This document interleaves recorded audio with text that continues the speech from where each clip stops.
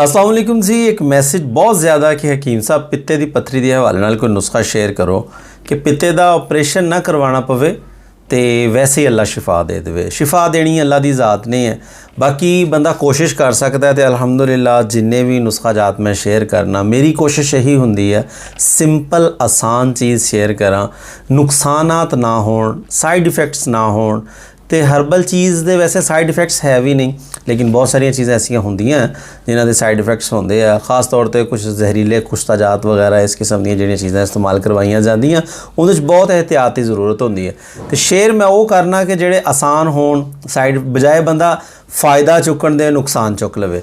तो बहरहाल जी पित्ते की पत्थरी के हवाले नाल अज नुस्खा शेयर करन लगे। अच्छा, एक चीज़ तो समझ लो कि पित्ते दे विच पत्थरी जिहड़ी है वो कहा यह जाता है कि पत्थरी है, लेकिन बेसिकली बाइल जड़ा होंदा है सफरा वो जम जाता है।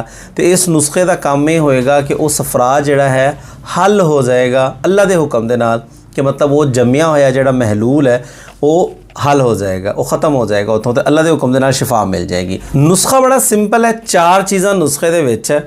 नंबर 1 ते सुंड है, नंबर 2 ते नशादर है, नंबर 3 ते काली मिर्च है, नंबर 4 ते सना मक्की है। ये इत्थे किते तुहानूं लिखिया मिल जाना, तुसीं नोट कर लेना। वज़न समझ लो, इस्तेमाल किवें करना ये भी अगे जाके दसना। तो वीडियो नूं पूरा देखना ताकि तसल्ली नाल समझ आ जाए। तो वीडियो नूं शेयर भी लाजमी करना ताकि जिहड़े भी भैन भरा परेशान ने इस मसले वास्ते उन्हां तक वीडियो ज़रूर पहुँचनी चाहिए है। अच्छा जी, वज़न जिहड़ा है, सुंड तुसीं लैनी है 50 ग्राम, नशादर तुसी लैनी है 20 ग्राम, काली मिर्च तुसी लैनी है 10 ग्राम, सना मक्की जिहड़ी है ये तुसी लैनी है 80 ग्राम। ये सारिया चीज़ां इत्थे लिखियां तुहानूं मिल गईयां। अच्छा, सना मक्की जिहड़ी है ये सिर्फ पत्ते लैने, इहदे विच जिहड़ियां डंडियां जिहियां होणियां वो तुसी कट देनियां, साफ सुथरी सिर्फ पत्ते वाली जिहड़ी सना मक्की है ना वो इस्तेमाल करनी है। इन्हां 4 चीज़ां दा करो पाउडर, सफूफ बना लेना। 1 ग्राम वाला कैप्सूल भरना, 1 कैप्सूल सुबह, 1 दोपहर, 1 शाम, 3 टाइम इस्तेमाल करना है। खाना खाने तो बाद इस्तेमाल करना है। तो रेगूलर इनू कम से कम 2 तो 3 महीने तो इस्तेमाल करना पएगा।